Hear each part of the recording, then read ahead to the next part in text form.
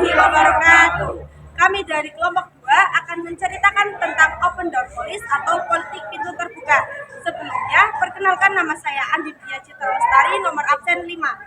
Perkenalkan nama saya Wisnu Sutiko, nomor absen 14. Perkenalkan nama saya Novana Isyela, nomor absen 27. Saya Bunga Enovianti, nomor absen 8. Saya Seta Satira, absen 35.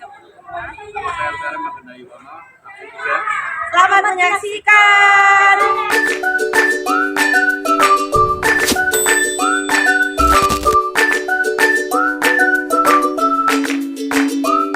Kebijakan politik pintu terbuka. Apa sih kebijakan politik pintu terbuka itu? Jadi, kebijakan politik pintu terbuka itu kebijakan yang dibuat sama Amerika Serikat pas tahun 1899 yang isi kebijakannya yaitu si Amerika Serikat itu memberikan akses ke Tiongkok buat bisa mendominasi dan mempertahankan kekuasaan atas negara-negara lain. Seperti yang dapat dilihat dalam traktat yang dibuat dengan dinasti Qing setelah Perang Candu pertama, kira-kira tuh sekitar tahun 1839 sampai 1842. Nah, isi traktat yang dibuatnya itu yaitu yang pertama, setelah memperoleh kepulauan Filipina dan saat wilayah Tiongkok mau dibagi sama negara Eropa dan Jepang, si Amerika Serikat itu ngerasa dia tuh kepentingannya terancam, sehingga sekretaris Amerika Serikat yang namanya John Hay, dia tuh mengirim pesan ke negara-negara besar seperti Jepang, Italia, Britania Raya, terus Rusia, Prancis, dan Jerman. Nah, jadi isi pesan yang dikirim si John Hay ke negara-negara besar itu yaitu meminta agar negara-negara besar tersebut mengumumkan secara resmi bahwa negara-negara besar tersebut akan menjunjung tinggi integritas wilayah dan administratif Tiongkok. Yang kedua dari kebijakan pintu terbuka adalah pernyataan prinsip yang diprakarsai oleh Amerika Serikat pada tahun 1899 dan 1900 untuk melindungi hak istimewa dari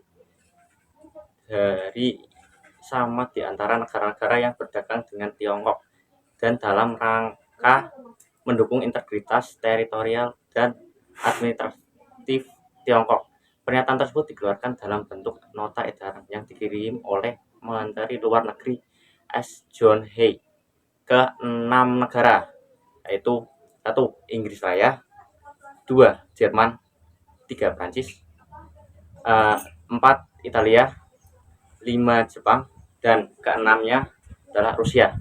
Kebijakan pintu terbuka diterima dengan persetujuan hampir di semua universitas di Amerika Serikat dan selama lebih dari 40 tahun menjadi landasan kebijakan luar negeri Amerika di Asia Timur.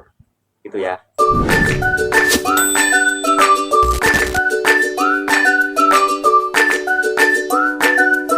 Apa sih tujuan dari Belanda menerapkan kebijakan Open Door Policy atau kebijakan pintu terbuka?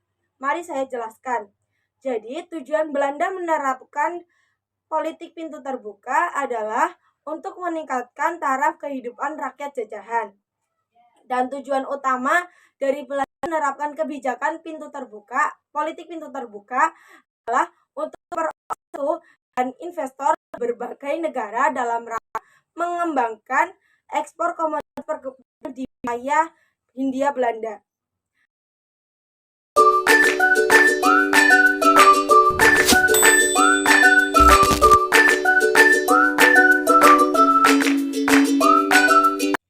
Di dalam politik pintu terbuka pasti ada dampak positifnya.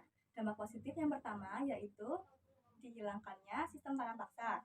Yang kedua, rakyat Indonesia mulai mengenal ekspor dan impor.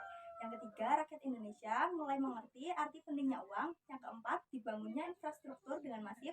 Yang kelima, masuknya investasi Eropa ke Indonesia.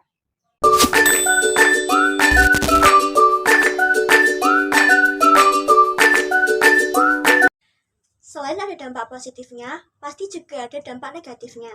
Nah, dampak negatif dari kebijakan politik pintu terbuka yaitu yang pertama, menimbulkan eksploitasi antara tenaga kerja dan sumber daya alam Indonesia, serta rakyat yang bekerja sebagai buruh terikat dengan aturan yang tidak manusiawi. Yang kedua yaitu rakyat yang semakin menderita karena ditekan oleh pemerintah dan swasta. Yang ketiga yaitu kehidupan penduduk yang merosot tajam karena dipaksa untuk menyewakan tanahnya kepada pihak swasta dengan harga sewa yang sangat murah.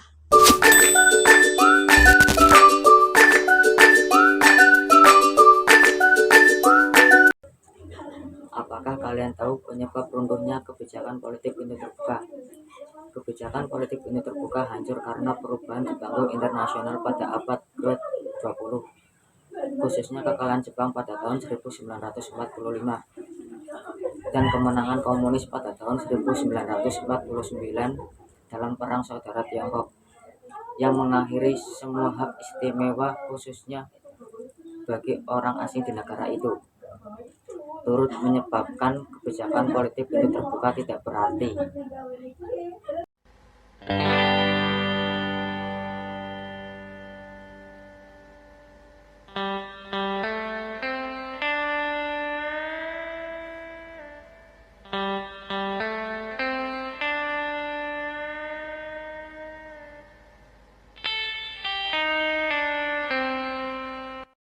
Dan kami sampaikan, kurang lebihnya mohon maaf.